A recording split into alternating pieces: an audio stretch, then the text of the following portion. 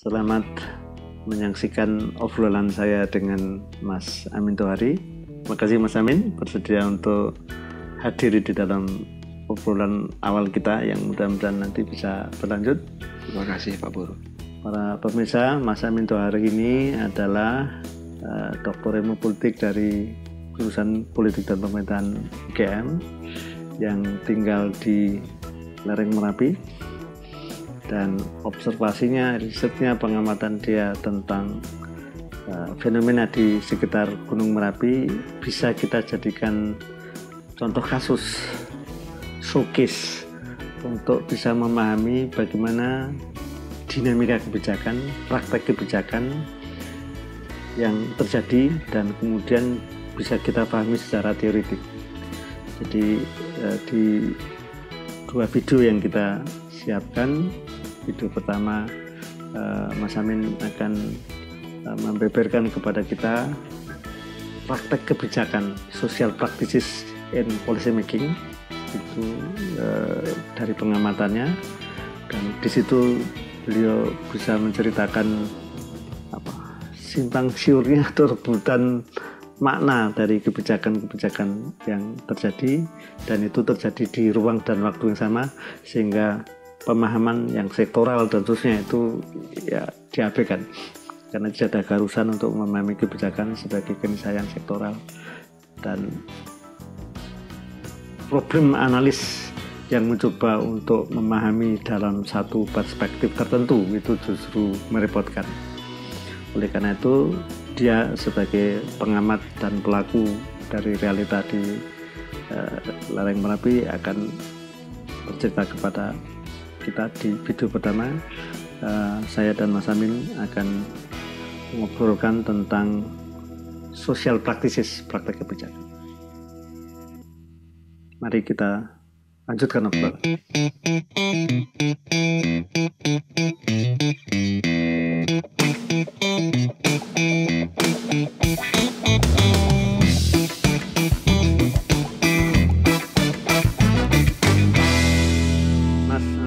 Terima kasih bersedia untuk ngobrol-ngobrol bersama saya. Saya ingin ngajak ngobrol tentang Anda sebagai orang lereng Merapi. Dan karena Anda adalah ilmuwan doktor ilmu politik, saya berharap bisa memberikan pembacaan secara teoritik. Tetapi berangkat dari pengalaman, fakta, pengamatan Anda sebagai orang lereng Merapi yang juga belakangan ini secara seksama mencoba untuk mengkodifikasi pengetahuan dan informasi tentang Merapi. Dan dengan begitu bisa menginspirasi teman-teman yang belajar kebijakan publik. Tetapi saya ingin mulai dari Merapinya dulu, bukan dari kebijakan publiknya gitu. Karena saya meyakini kebijakan publik itu ya berangkat dari dinamika yang ada, bukan dari visi misi pejabat, bukan dari konstitusi, bukan dari hal-hal yang kita rayakan sebagai kebijakan. Nah, tolong diceritakan kepada saya dan teman-teman Merapi bagi Anda itu apa, dan kemudian dinamika apa saja yang pantas untuk dicatat, diperhatikan kalau nantinya kita ingin membaca kebijakan publik yang bergulir di sana. Ya Pak Pur. Terima kasih sudah diundang untuk ngobrol-ngobrol di sini. Saya senang sekali. Dan ini cerita yang sebenarnya berat buat menceritakan Merapi dalam waktu 30 menit. Karena Merapi ini kompleks sekali dalam pengertian kita tidak tahu kalau mau cerita Merapi kira-kira kita pintu masuknya dari mana. Begitu kita bilang Merapi, kita pasti akan berada di dalam satu cara tertentu untuk memahami Merapi. Gitu. Awal mula saya di Jogja, pasti saya melihat Merapi ini ya tempat wisata. Gitu ya. Ada banyak bis wisata yang naik ke atas, setiap liburan ada anak-anak yang naik ke atas, mahasiswa juga. Pokoknya hilir mudik naik turun itu ya orang pergi wisata gitu. Atau paling tidak teman saya pergi ke Merapi untuk naik gunung gitu. Tapi itu pun dia kerangkanya wisata, wong dia bosan di bawah gitu ya. Dia naik wisata. Jadi memang sejak lama saya, terutama saya, mungkin juga orang seperti saya memahami ya Merapi itu ya tempatnya wisata gitu.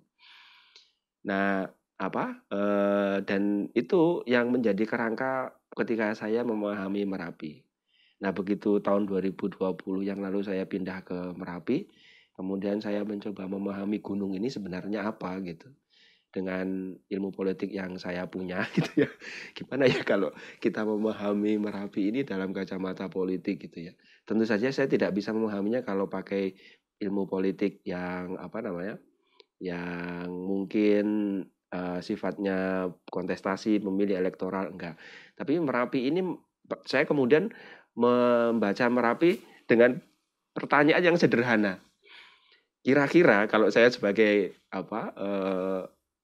ilmuwan politik, saya bertanya sama Merapi ini menghasilkan politik apa ya kira-kira gitu ya. Bukan politik apa yang mencoba untuk meng-capture Merapi. Ya itu betul, tapi saya mulainya dari pertanyaan yang terbalik. Kira-kira Merapi ini melahirkan politik apa gitu. Lalu saya mulai dari pertama adalah melihat Merapi ini sebagai wisata. Salah satunya yang sekarang sedang hits kan lavatur ya Pak Budi. Yeah. Wah, semua orang sekarang mau lavatur. Kalau ke Merapi wisatanya itu sekarang itu. Tapi meskipun begitu, mereka masuk ke Merapi dengan kerangka yang sama dengan saya tadi, wisata gitu. Gitu. Tapi kemudian setelah saya tinggal di Merapi, melihat masyarakat di sana gitu, ternyata tidak semua orang melihat Merapi ini sebagai wisata. Ada banyak tetangga saya, atau saya pergi ke daerah Turi di sebelah barat Merapi, mungkin di sebelah agak timur Merapi yang agak ke Klaten itu, saya melihat di sana ada banyak orang pergi ke kebun membawa sabit dan mereka pulang dengan tumpukan rumput gitu ya. Saya pernah pergi ke salah satu destinasi wisata di sana yang dikelola oleh salah satu institusi di sana. Waktu saya pergi ke wisata, ada orang bawa rumput itu ya santai aja dia gitu ya. Loh, ini orang ini kan tempat wisata. Dia santai aja, dia nggak seperti saya yang harus foto-foto, enggak. Dia lewat aja gitu. Loh, kok dia boleh masuk sini, Pak? Nah, itu orang sini ya, Mas. Oh, jadi dia tidak diperlakukan wisata seperti saya gitu. Wah, ini menarik ini gitu. Jadi terus dia siapa, Pak? Dia ini orang sini biasanya dulu nyari rumputnya di sini, Mas. Untuk apa? Untuk pakan ternak gitu. Oh, jadi di Merapi itu ada banyak sekali orang yang melihat Merapi sebagai tempat untuk nyari rumput, ngasih pakan ternak dan bertani gitu. Bukan wisata seperti saya gitu ya. Nah, berarti saya hanya salah satu yang melihat Merapi dengan cara ini gitu. Nah, lalu lebih jauh lagi saya jalan-jalan gitu ya. Kalau kita ke Merapi sekarang, kita semua pasti akan lihat tuh titik kumpul ya, banyak ya. Titik kumpul di sini gitu ya. Evakuasi di sini banyak sekali. 20 tahun yang lalu saya ingat itu belum ada gitu. Nah, ini muncul dari mana gitu. Kok boleh ini masangin kayak gini nih hampir di setiap ruas, di depan rumah, di tempat-tempat tertentu. Kita semua tuh harus kasih rambu-rambu itu. Lalu saya boleh bertanya, ini mulai kapan ya? Lalu kemudian ada cerita menarik di tahun 1994. Ya, waktu itu saya belum ke Jogja, Pak Pur. Mungkin Pak Pur sudah di Jogja ya. Tapi peristiwa itu penting sekali karena waktu itu di sekitar barat daya Merapi itu arahnya ke sana di Turgo, dan Turgo itu orang mengenalnya ada makam Jumadil Kubro ya. Itu orang wisata religius biasanya ke sana. Itu salah satu kampung yang dekat sekali dengan Merapi, mungkin sekitar 5 kilo dari puncak itu. Waktu itu tahun itu ada awan panas yang mengarah ke sana, lalu kemudian orang melihatnya seperti kita berwisata itu loh. Wah, bagus juga ini Merapi. Kok ada abunya keluar. Mereka nggak tahu kalau itu bahaya. Lalu apa yang terjadi? Kampung itu habis. Rumah-rumahnya hancur dan banyak sekali korban. Lalu kemudian mereka direlokasi. Nah, lalu setelah itu orang sudah mulai memahami, enggak, ini Merapi ini bukan wisata-wisataan ini gitu kan. Bahaya ini gitu. Merapi ini adalah sumber bahaya gitu. Karena itu kita sudah mulai harus belajar menyadari bagaimana kita bisa selamat dari bencana yang serupa di masa depan. Gitu. Nah, sejak saat itu ada banyak sekali orang yang berusaha untuk mengatakan kepada semua orang, bahkan kepada pemerintah gitu ya, bahwa Merapi ini bencana, bukan wisata-wisata gitu. Lalu mereka menghimpun kekuatan, mau bikin pelatihan, membuat proposal untuk memperlengkapi alat early warning system. Mereka bikin komunitas-komunitas di desa-desa dan sampai di seluruh lingkar Merapi, mulai dari Sleman, di Klaten, di Magelang dan seterusnya, terbentuklah kelompok-kelompok ini. Yang salah satunya yang disebut kelompok yang paling terkenal itu namanya Pasak Merapi, Paguyuban Sabuk Merapi itu dulu. Nah, kelompok inilah yang berjuang untuk mengatakan bencana. Gitu. Lalu kita mulai Lalu kita mulai banyak mendengar istilah disaster management gitu ya. Cara mengelola bencana. Enggak, ini bukan wisata-wisataan, ini bencana gitu. Nah, tapi cerita ini belum berakhir di situ, Pak Pur. Yang berikutnya, cerita berikutnya, kalau saya pergi ke Merapi itu ada tulisan gitu ya, dilarang menebang pohon di sini. Nah, ini tulisannya dari mana ini? Kok kita nggak boleh nebang pohon di sini? Dilarang apa di sini gitu? Nah, ini punya siapa gitu kan ya? Nah, lalu ternyata Merapi ini dulu juga disebut sebagai tempat untuk mempertahankan sumber air di Jogja. Ini urusannya hidrologi gitu ya. Pokoknya kalau Merapi ini ekosistemnya hancur Jogja kekeringan ya gitu. Nah, lalu kemudian Merapi ini diuruslah sebagai hutan gitu. Ada yang ngurus itu ada tiga KPH hutan, KPH Surakarta, Jogja dan Jawa Tengah. Sebelumnya itu dia disebut sebagai cagar alam, disebut sebagai mempertahankan hidrologi dan gitu-gitu ya, untuk cadangan air gitu. Karena ada hutan di sana yang harus dipertahankan. Kalau enggak, Jogja bisa banjir dan lain sebagainya. Jogja bisa kekeringan, Jogja bisa, pokoknya masa depan Jogja itu adalah hutan di Merapi itu. Kalau ini tidak diurus, tidak dijaga, habislah kita. Nah, apa yang terjadi kemudian? Yang namanya wisata tadi itu berkembang terus. Orang mulai banyak membangun penginapan dan seterusnya. Ini berbahaya ini kalau sampai masuk ke dalam hutannya Merapi. Ada aktivitas warga yang mulai tadi petani peternak tadi, mereka nyari rumput di sana. Masuk ke hutan. Mereka juga ada acara Labuhan Merapi ya. Labuhan Merapi, ritual itu dan seterusnya. Lalu ada aktivitas penambangan tradisional gitu. Yang ini semua kalau nggak diatur ini ya, ini bisa mengancam ini gitu, mengancam hutan tadi itu. Lalu tahun 2004 ada Menteri Kehutanan datang ke Jogja, itu peristiwa pentingnya. Menteri Kehutanan saya lupa namanya, bilang ke Ngarso Dalem, di TNGM kan aja Merapinya gitu. Merapi kemudian jadi Taman Nasional Gunung Merapi. Jadi kalau kita pergi ke Merapi, sekarang kita lihat Taman Nasional Gunung Merapi TNGM itu belum lama. Mungkin sekitar hampir 20 tahun yang lalu baru menjadi TNGM. Jadi TNGM itu tidak muncul lebih lama dari itu, tapi baru tahun 2004. Dan itu pun melalui pertarungan yang sengit gitu ya. Tidak mudah gitu ya. Tidak mudah itu karena apa? Karena begitu dia di TNGM kan, begitu dia jadi Taman Nasional, maka akan ada pembatasan ketat aktivitas masyarakat, nggak boleh masuk ke sana. Kita nggak boleh lagi ngerumput di sana gitu. Kita nggak boleh lagi ada aktivitas warga yang mengganggu wilayah Taman Nasional gitu ya. Lalu Merapi punya cerita lain gitu. Ini Taman Nasional nih gitu ya. Kita sudah punya cerita berapa? 3 ya. Yang berusaha untuk membungkus Merapi ini urusannya Taman Nasional. Nah, Taman Nasional itu ceritanya yang menarik, Yang pertama dia tidak setuju dengan penambangan tradisional.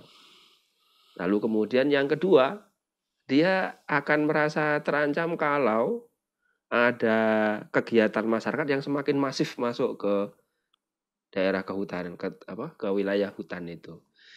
Dan yang ketiga tentu saja mengantisipasi perkembangan wisata. Nah, muncullah Taman Nasional itu. Nah, kenapa saya bisa bilang begitu? Karena Taman Nasional ini begitu dia menjadi rencana kebijakan rencana kebijakan, dia yang pertama dia mendapat perlawanan dari para penambang tradisional. Ini nggak boleh nih kalau dari Taman Nasional kan gawat nih, kami nggak bisa jadi penambang lagi nih gitu ya. Sama juga dengan yang petani peternak tadi itu. Wah, ini kalau Taman Nasional jadi gitu, terus nyari rumput di mana? Sapi-sapinya gimana gitu? Wong biasanya kita juga di situ kok gitu. Dan yang ketiga adalah pelaku wisata yang merasa terancam ketika nanti Taman Nasional itu membuat wisatanya diurus secara dominan oleh TNGM gitu. Nah, TNGM itu tidak setuju dengan itu semua gitu. Karena itu orang-orang ini punya respon balik dan melawan TNGM seperti itu. Dan kemudian tapi kemudian kita tahulah yang menang TNGM ya. Tapi yang menarik, TNGM ini kemudian mengubah ke TNGM-annya gitu ya. Maksudnya begini, dulu di masa-masa sebelum itu, kalau kita cerita tentang TNGM, itu adalah kawasan yang betul-betul diproteksi secara ketat. Orang tidak mau boleh masuk, ada polisinya, ada sanksinya. Kalau ngambil kena hukum gitu. Kita pernah mendengar ada ibu-ibu tua yang mengambil ranting di daerah mana saya lupa. Itu dia dihukum karena dia mengambilnya di Taman Nasional gitu. Nah, tapi yang di sini dia berhasil mengubah dirinya karena ada desakan-desakan tadi. Lalu kemudian Taman Nasional membuat zonasi gitu ya, caranya itu. Ada namanya zonasi penambang tradisional. Ada namanya zonasi rumput bawah tegakan gitu. Terus ada namanya zonasi wisata alam. Gitu Pak Purwo. Dan ya orang masih boleh merumput di sana gitu. Tapi tetap harus mengikuti aturannya TNGM. Ada orang boleh, ada tempat yang diperbolehkan menambang. Nggak apa-apa Anda menambang di sini, tapi caranya gini-gini ya. Dan ini tetap punya Taman Nasional loh ya, gitu. Jadi perlawanan ini membuat Taman Nasional itu mengubah dirinya dengan mengubah kebijakannya dengan membuat zonasi yang lebih banyak, gitu. Nanti ada polisi hutan dan seterusnya. Nah, itu yang terjadi di Merapi pasca 2004. Jadi keributannya di situ, lalu kebijakannya itu muncul dari keributan itu. Tentang pasir gimana? Nah, yang pasir ini cerita yang sangat menarik lagi. Tadi ada penambang-penambang tradisional di Sungai Gendol, di Kali Kuning, di mana-mana itu ada banyak sekali. Mereka ini adalah cerita yang marginal, gitu ya, cerita yang tidak banyak diperhatikan orang, gitu. Termasuk tadi ketika cerita di TNGM tadi itu. 2010 Merapi meletus luar biasa dahsyat. Wah, ini mengubah konstelasi secara radikal. Nah, tahun 2004 itu, kita tahu ya, tahun 2010 itu ketika Merapi meletus, kita orang Jogja ini itu secara politik terbelah dua. Karena kita tahu pada waktu itu sejak 2006, kan erupsinya Merapi sejak 2006 setelah gempa itu, terus naik. Sejak 2006 itu kita tahu ada pertempuran antara satu posisi yang melihat Merapi itu adalah saudara kita, dia makhluk hidup seperti kita, dia punya caranya sendiri untuk berperilaku gitu. Dia seperti hewan lain gitu. Dan kita harus memahami Merapi ini dengan cara itu. Dan itulah kelompoknya Mbah Marijan, Pak. Gitu. Labuan itu gitu. Merapi itu sedang punya hajat gitu ya. Ceritanya itu. Kalau dia sedang punya hajat, ya kita harus hormati hajatnya Merapi. Gitu. Bahkan awan panas pun namanya wedhus gembel. Bahkan awan panas itu dinamai dengan nama hewan, gitu ya. Wedhus gembel, bayangkan. Wedhus gembel itu kan kambing domba. Nggak galak, dia lucu gitu ya. Dan dia kalau sedang tidak bisa diatur atau sedang ya sudah gitu aja. Nanti ada masanya dia ini gitu. Nah, satu lagi itu yang melihat Merapi tadi itu sebagai fakta geologi yang berbahaya. Lalu semua yang keluar ke Merapi yang mengenai kita jadinya bencana. Nah, tadi sama yang tahun 94 tadi. Nah, ini muncul lagi. Nah, dua kekuatan itu sedang berusaha untuk mempengaruhi cara bagaimana kita melihat Merapi. Yang satu didasarkan dengan tadi, Mbah Marijan. Yang satu didasarkan pada sains. Sains geologi. Nah, kita tahu ada orang namanya Mbah Surono waktu itu. Jadi Mbah Surono sama Mbah Marijan itu sedang bertengkar untuk mempengaruhi pandangan kita semua. Bagaimana kita memahami Merapi ini gitu ya.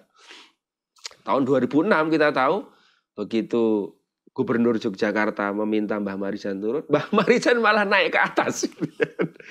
Itu semua ramalan yang disebut dengan apa ya kita kegunung apian dan seterusnya. Bagi Mbah Marijan nggak berlaku gitu ya, nggak mau turun Mbah Marijan. Nah, semenjak itu kita punya tokoh penting di Merapi namanya Mbah Marijan. Dia dikejar-kejar wartawan, dia dicari-cari agen iklan gitu ya. Hebat sekali nih yang menguasai Gunung Merapi ini gitu. Nah, sampai Mbah Marijan kan ada iklan yang apa itu? Salah satu iklan itu ya, Mbah Marijan di sana. Lalu orang wah Mbah Marijan ini gitu. Tapi orang mulai percaya, oh iya Merapi ini kayaknya betul ini Mbah Marijan ini gitu.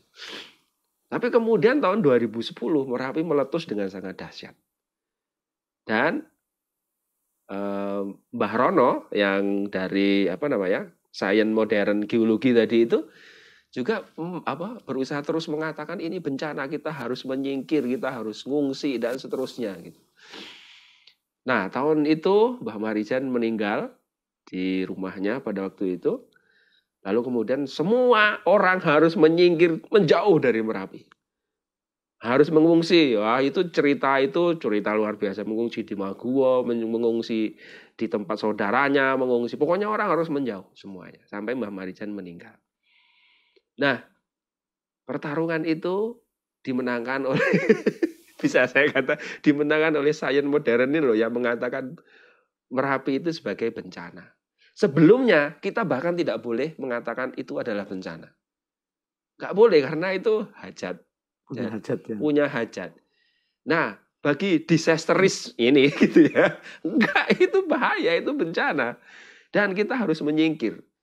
Nah, kita tahu bahwa Marijan meninggal, lalu kemudian kita semua masyarakat yang tadi terbelah antara yang mendukung Mbah Marijan sama yang ini, kita menjadi satu masyarakat, ya kita sekarang berada di dalam pengaturan kebencanaan gitu. Lalu semuanya harus pakai masker kalau pergi, mengungsi di Maguwo Harjo, bikin logistik, ada orang yang relawan yang dimobilisasi, semuanya kita lalu melihat Merapi sebagai bencana. Kita menjadi sosial, kita menjadi masyarakat yang oh iya ya, bener nih Merapi ini bencana. Nah, semenjak saat itu Merapi ini ditata di dalam kerangka itu. Kerangka kebencanaan itu. Kebijakannya diarahkan ke sana, diatur ke sana, anggarannya diarahkan ke sana, orang-orangnya dilatih untuk menjadi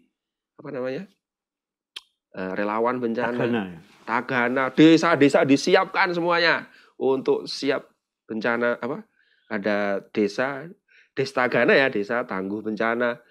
Sekolah siaga bencana. Ini SD kalau teman-teman pergi ke mana? Ke Merapi sana, SD-nya semuanya harus siap menghadapi bencana. Lalu kita semua harus melihat Merapi ini sebagai sumber bencana. Nah, semenjak saat itulah kita kemudian punya cerita yang sangat besar sekali tentang Merapi sebagai bencana. Nah, yang wisata yang tadi turun gitu ya. Hilang, kita semua jadi bencana gitu. Tapi apakah ceritanya berakhir dari situ? Belum gitu ya. Belum. Bencana ini ya. Tadi yang petani peternak yang saya cerita di depan tadi. Petani peternak ini adalah cerita penting sekali dalam kebencanaan. Karena apa? Orang meskipun dia mengungsi, dia tetap tidak ingin identitasnya sebagai petani peternak tadi hilang. Makanya mereka tetap pergi ke atas untuk ngurusin ternaknya. Lalu karena itu, yang bagian bencana ini, BPBD dan seterusnya, mereka berpikir, oh, kalau gitu ternaknya dibawa ke turun sekalian. Dan itu mahal sekali waktu itu ya. Harus ada kandang di bawah dan seterusnya. Supaya apa? Supaya mereka tetap bisa menjadi peternak. Lihat sapinya gitu ya. Padahal di bawah nggak ada makanan yang siap untuk dimakan konsumsi oleh ternak. Iya, mereka tidak bisa ngarit. Nah, penting itu nyari rumput itu sebagai petani peternak. Dikira gimana? Petani peternak ngerumput, ngasih makan sapi, lihat sapi makan, melihat pertumbuhan sapi. Oh, itu nggak bisa. Itu nggak bisa hanya diselesaikan dengan memindah mereka gitu. Dan jauh setelah itu ketika mereka masuk di Huntap, mereka tetap bolak-balik naik ke atas. Dan ini adalah salah satu dari yang mungkin tidak disadari ketika itu menentukan bagaimana alotnya negosiasi antara pemerintah yang sudah kebencanaan ini gitu, dengan warga yang sedang menimbang-nimbang identitasnya itu loh. Saya ini jadi penghuni Huntap atau saya kembali ke kampung ya. Tentang Huntap itu sejarahnya gimana? Huntap ini kan jadi mereka dari pengungsi, lalu kemudian mereka dibikinkan shelter. Shelter ini rumah huntara namanya, hunian sementara, sampai kemudian mereka bisa mendapatkan hunian tetap. Ya. Nah, huntara dan Huntap itu semua berada di dalam disaster governance.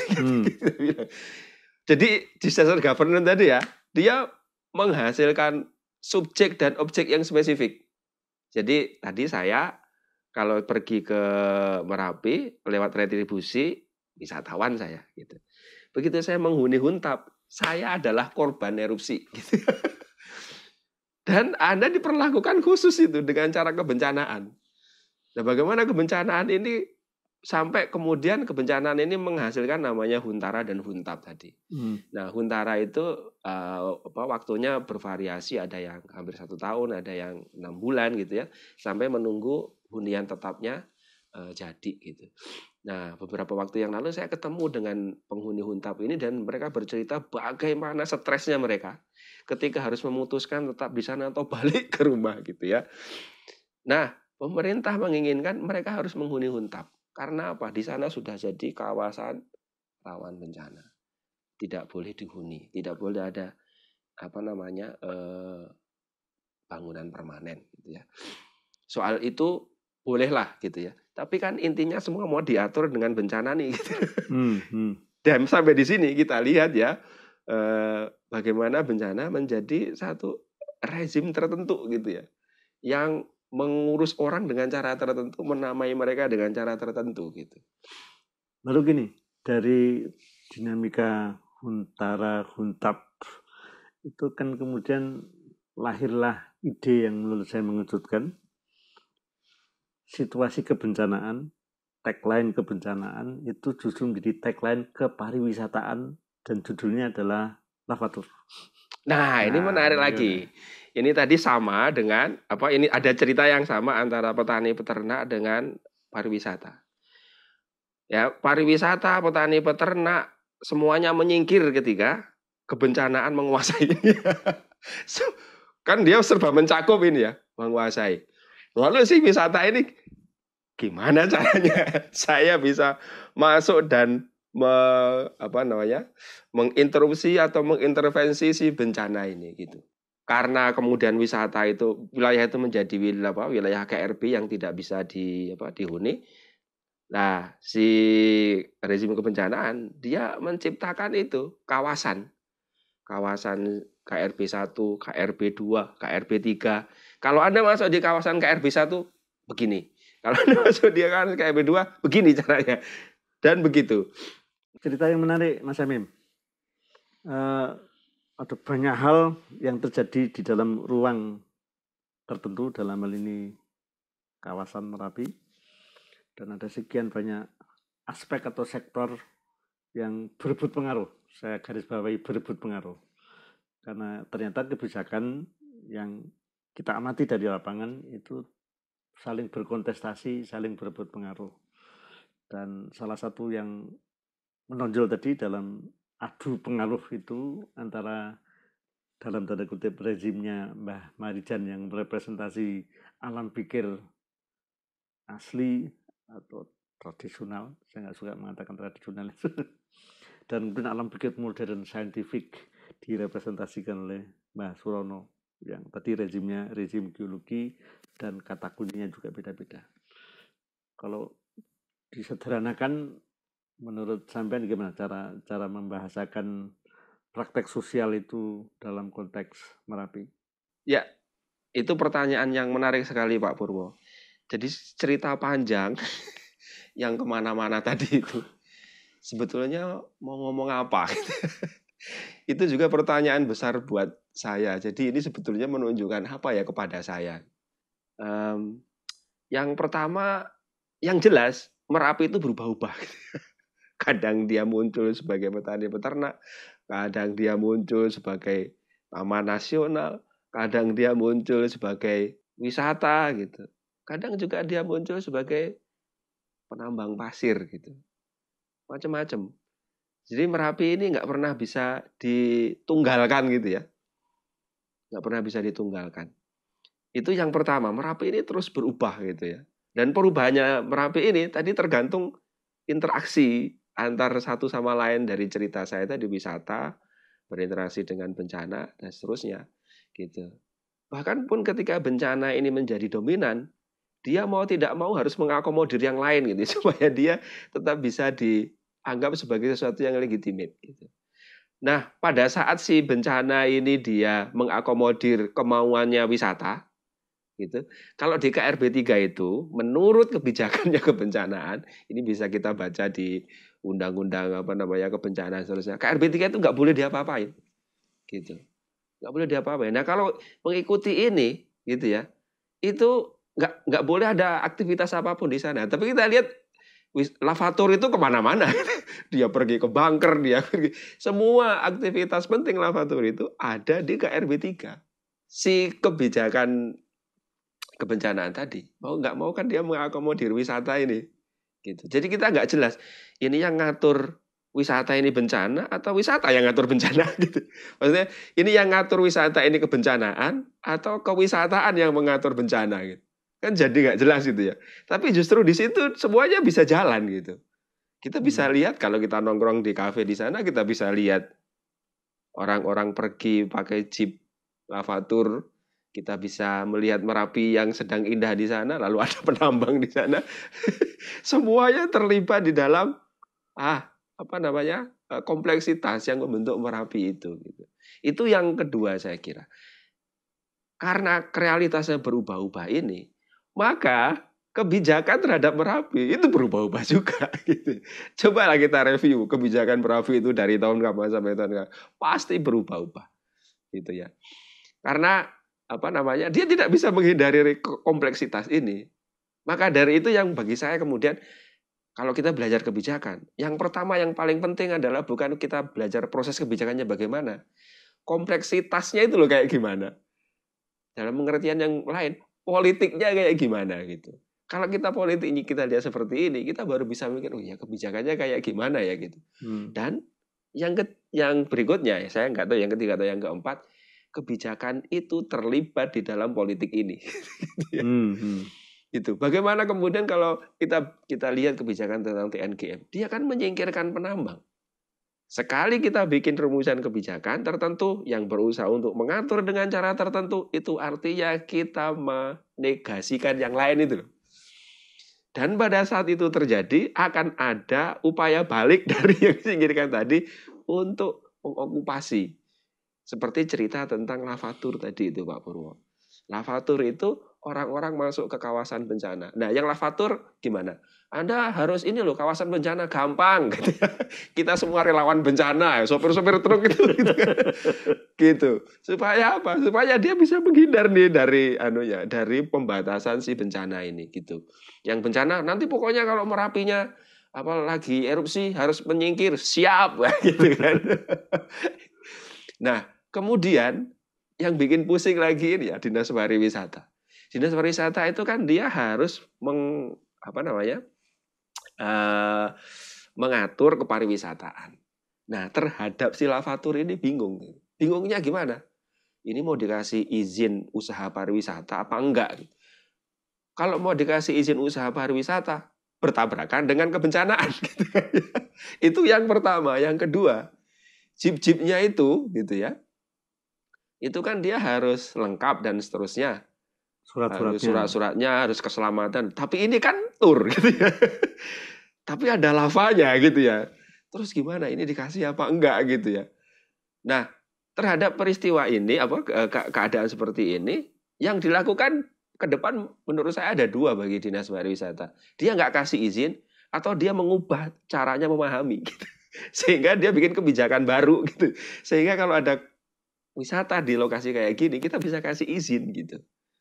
Nah, wong gimana nggak dikasih izin? Wong itu sekarang aja sudah ada 800-an jeep lavatur yang wirawiri ke sana, ada retribusi juga, gitu kan.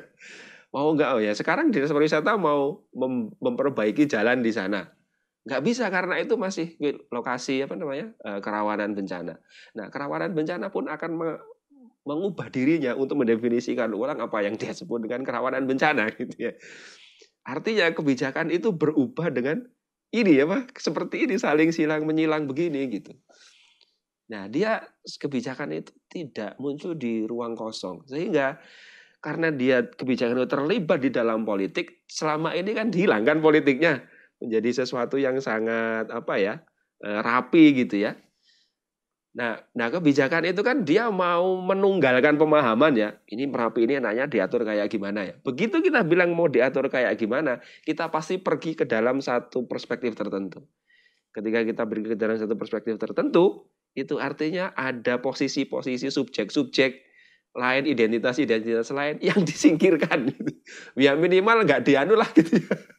Karena ini mau diatur dengan cara begini. Persis seperti cerita tentang TNGM tadi itu. Yang petani, peternak gimana nih ceritanya? Harus diurus kayak gimana? Gitu. Artinya semua proses ini menjadi sesuatu yang harus kita lihat bagaimana politiknya berlangsung dan bagaimana kebijakan itu merespon ini semua. Sehingga kan yang terpenting kebijakan itu belakangan kan? Yang ini dulu nih, gimana nih gitu. Jadi justru solusi di lapangan yang kemudian menentukan formula kebijakan. Iya. Solusi-solusi di lapangan itu yang membuat pemerintah harus memikirkan lagi, iya kalau kayak gini kebijakannya gimana? Itu artinya implementasi mendahului formulasi. Ya, implementasi di depan, formulasinya belakangan. Kalau selama ini kan saya juga diajari ini gini, kok nggak bisa semua ya saya pakai. Kemudian saya balik. Bagaimana? Nah itu tadi yang saya bilang di depan, Merapi menghasilkan politik inilah. Kalau kita bilang Merapi menghasilkan politik kebijakan yang seperti itulah. Ya. Berubah-ubah. Nah kan kita jadi dinamis. Kita jadi berkembang gitu. Tapi yang saya ingin catat dari obrolan ini adalah dinamika politik itulah yang kemudian menentukan kebijakan. Bukan formula kebijakan yang meregulerkan dinamika. Bahkan melucuti dinamika. Sehingga kemudian policy maker itu justru haruslah menjadi bagian dari pelaku dinamika. Betul sekali itu Pak Pur. Jadi pelaku kebijakan itu mau Anda sadari atau tidak, Anda terlibat kok dalam politiknya gitu.